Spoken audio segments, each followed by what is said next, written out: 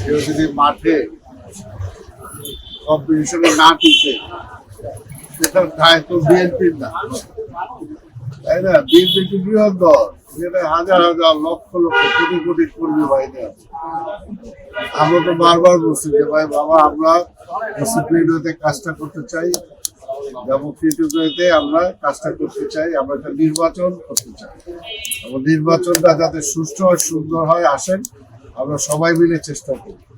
কিন্তু তারাই তো প্রথম বিএনপির বিরুদ্ধে গাঁথা বলা শুরু করে, যে 17টা বছর বিএনপির কাঁধে ভর করেছিল এবং বিএনপির উপর বিএনপি যখন রাষ্ট্র ক্ষমতায় ছিল তখন বিএনপি তাদেরকে 2টা মন্ত্রণালয় দিয়েছিল এবং স্বাভাবিকভাবে আর্থিক সহ বিভিন্নভাবে তারা সে সময় বিভিন্ন বেনিফিশিয়ারি হয়েছিল।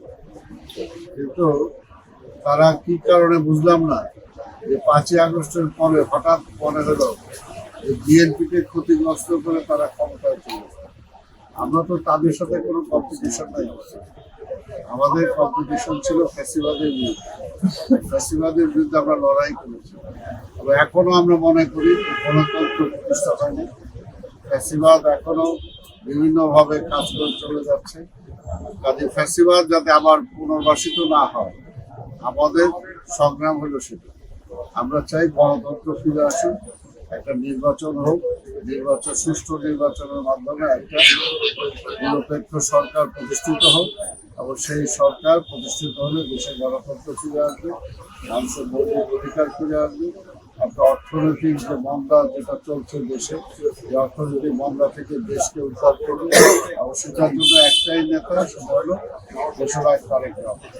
আমরা বিশ্বাস করি তাই 17 নির্বাচন এলাকাতে বিপুল ভোটে এই এলাকার জনগণ তারেক রহমানকে নির্বাচিত করবে এবং তিনি নির্বাচিত হওয়ার পরে এই দেশে তিনি গণতন্ত্র ফিরিয়ে দেবেন, সেই দেশের মানুষের মৌলিক অধিকার ফিরিয়ে দেবেন এবং পরবর্তী পর্যায়ে যাতে ফ্যাসিবাদ আবার ফিরে না আসতে পারে সেটা যেন গণতান্ত্রিক ধারাকে তিনি অব্যাহত